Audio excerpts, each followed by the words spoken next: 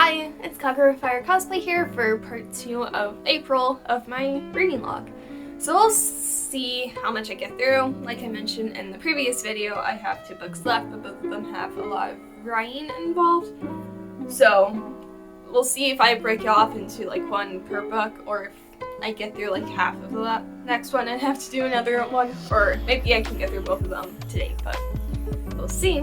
But the first book is The Half of It by Madison. I read from April 26th to April 26th, so one day, but this was fantastic. So if you don't know, Madison is a young singer who was who started her career pretty young and has had one of the cruelest treatments of the internet out there of pretty much any young celebrity. She's been constantly ridiculed and just treated like garbage for years, and for absolutely no valid reason other than people being all of themselves. But seeing all of her story is incredible, absolutely incredible. Now this book does include journal entries, so I'm going to get through my main points of the book and then go back and read you what I wrote for the journal entries. The reason why she wrote this, I feel like, is pretty incredible.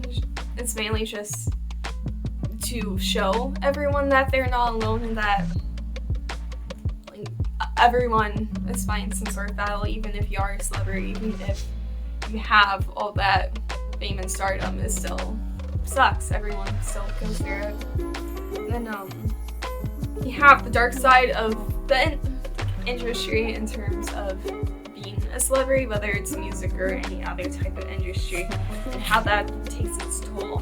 You have dissecting each part of who you are and trying to figure that out. You have themes of online versus real life, what happens online versus grounding yourself in real life, but how online does have an impact. It is real to a degree, and people won't say the same things in real life, but it can still hurt someone just as much. A perspective and pulling yourself through things of how to keep a strong perspective, to not fall to the hatred that everyone else has. You have more info on some of her music. You have why the album Life Support, which is her debut album, which is incredible, go listen to it, is titled Life Support, of how it's what got her through that point of time. It was her life support. You have feelings of not wanting to die, but also not necessarily wanting to live, and trying to figure out how to find that balance, which I feel like a lot of people go through, and it's just hard to talk about because a lot of people just don't understand that. You have treatment of mental health within the media, of how the journaling is shut down.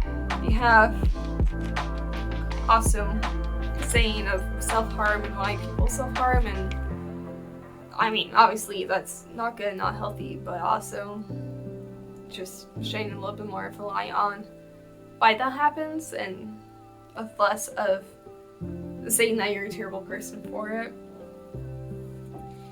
You have ending toxic friendships and how to cut those people out who hurt you and only are there for the wrong reasons, which is also powerful. I mean, I've been going through some of that as well, and reading about that definitely made me feel a little bit better.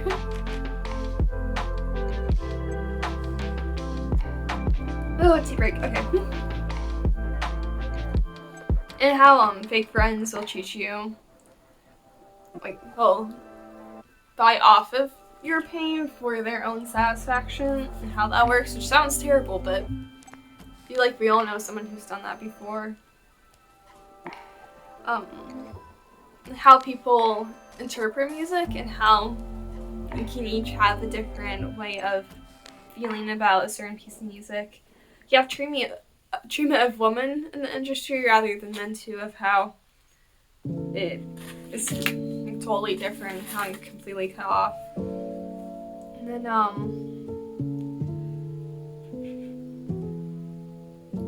it's just kind of, this wasn't intentional on my part at all, and it's kind of, I don't believe in like any type of spiritual stuff, but I will say though, anytime she talked about a specific song, it's like obviously I was listening to her music while reading it, but every time she would start talking about a specific song, that song would turn on, and it was just, I don't know, it was so perfect.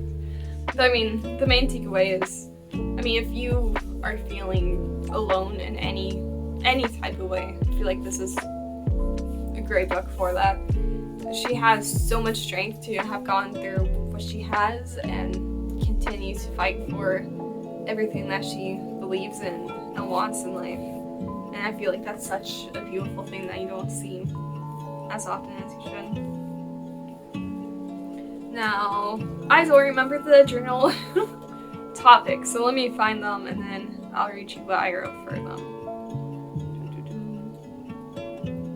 I should have marked them beforehand, but that would require me to be proactive, So the first journal prompt is about anxiety and how to combat it and how to handle it in a healthy way. So I wrote was, a time my anxiety was proven wrong has to be with competing with cosplay contests. It's always scary to put yourself out there, especially when you don't stand a chance. Despite anything though, people have always been kind to me, from contestants to judges to just viewers. And currently I'm anxious about a situation happening with people close to me. There really isn't much I can do, so I've been trying to distance myself as much as possible for my own sanity, which, coming back to now as a month later, the situation has pretty much settled down, but it was not something I was involved in at all. Kind of just thrown in, which sucks, but I felt used. It's something they need to figure out on their own. And plus, I'm not responsible for your self-made obstacles, which is a line from one of her songs. And then slash journal prompt 1.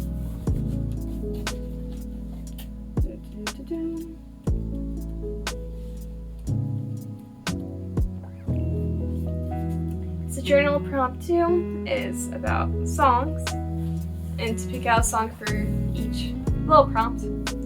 But connected to first listen, and I put Rewrite by Allem from Fullmetal Alchemist, originally Asian Computer Generation. Reminds me of childhood. September by Daughtry. That's always my go-to as a military kid.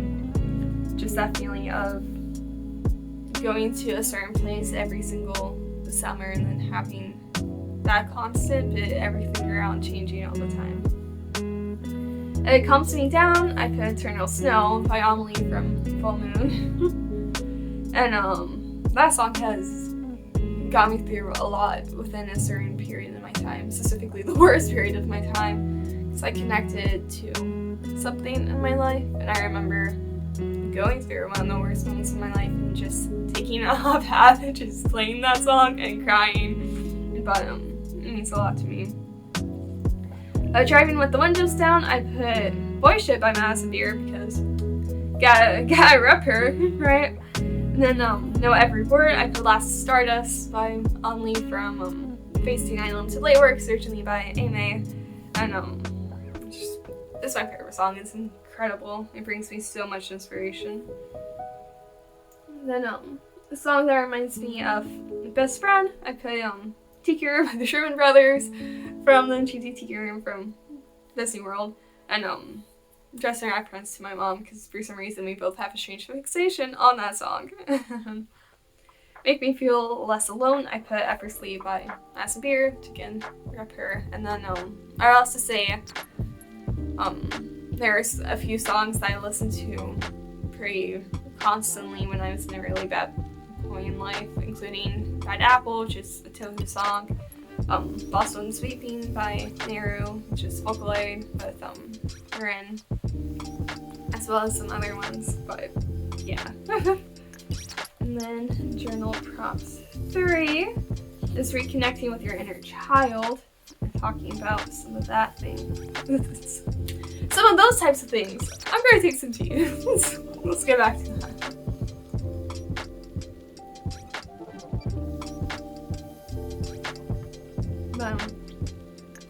I can't say I truly defined my childhood. At least, not myself as a child. When I was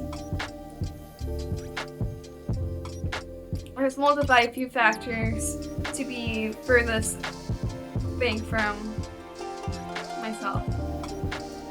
If I really dig before that, I think the best answer would be simply be Barbie. I grew up with the movies, the music, and books, and idolized her before it was I was told it was wrong. With reflecting on myself, I've grown to appreciate that I'm still fine and that with my own strength. The only thing that I wish I could regain is just being happy. That's not easy though. If I could write a letter to her, I would say, you're stronger than you think. And to be more comfortable with others. If someone isn't going to give you 100%, match their energy. Know that I don't know whatever. I mean, pretty much, like, if someone isn't gonna give me the same thing that I'm gonna give them, I'm gonna give them the same that they give me. If you're not going to be there for me, then why should I always be sticking my neck out for you? That's a lesson I had to learn the hard way. Okay, journal 4 is a letter to yourself from a year from now. Write a letter to yourself a year ago. I don't remember what it is. Oh, I did a year from now. A year from now, I just want to be content. I know that regardless of what I do, a year is still going to be incredibly different. Today, I'll just try to be kinder to myself. What I would say to me a year ago would be to value being around others. Enjoy that feeling because it won't last. I've grown in the sense that I'm stronger mentally, and I'm not letting anyone use me anymore. Be mature constantly. I've learned my own self-value versus what's perceived of me, and I won't sacrifice it. I'm slowly overcoming my social anxiety and trauma from a few different circumstances, and that's the most that I can ask for. But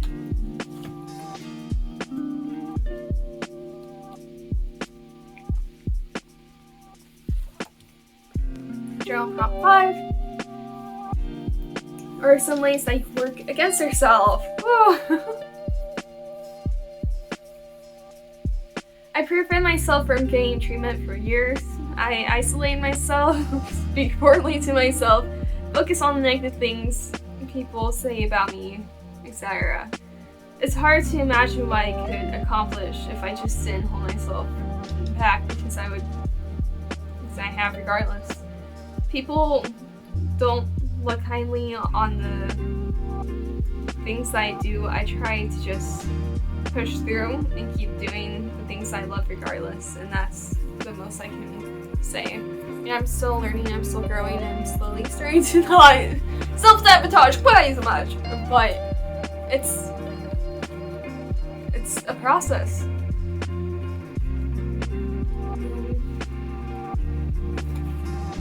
Journal prop 6, owning up. Have you ever left a negative comment about someone else? Or have you made negative marks towards yourself? If I could apologize to myself, I would say that I was being unfair. That I would never say these things to anyone else. And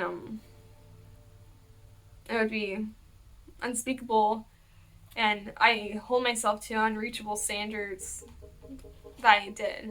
we're all fighting a battle and many times more similar than we think or admit.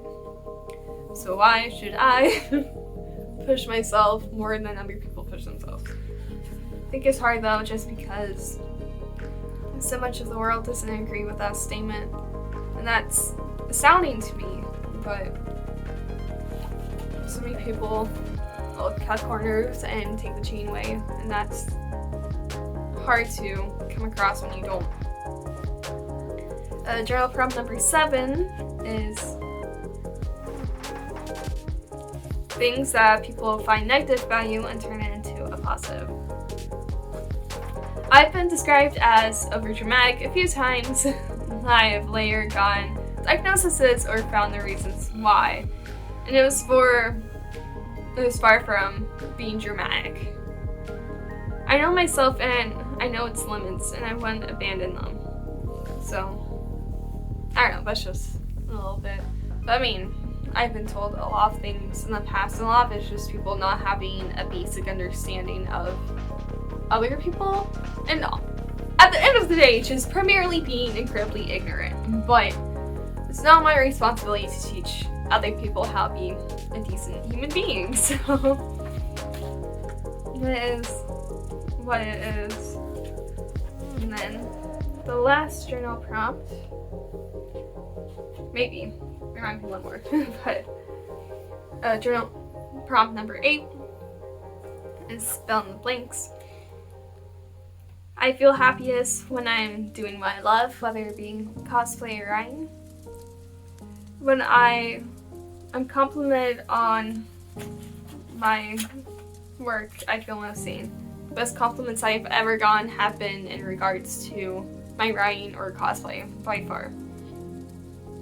I've always had a natural talent for understanding others. Now, personally, I don't believe in talent. I believe in skill, because you learn it from somewhere. I feel like the word talent just underestimates all of the work that you put into learning and growing from that. But I mean, I don't feel like I had to necessarily learn how to just understand people. I feel like my experiences have definitely pushed me towards that path though.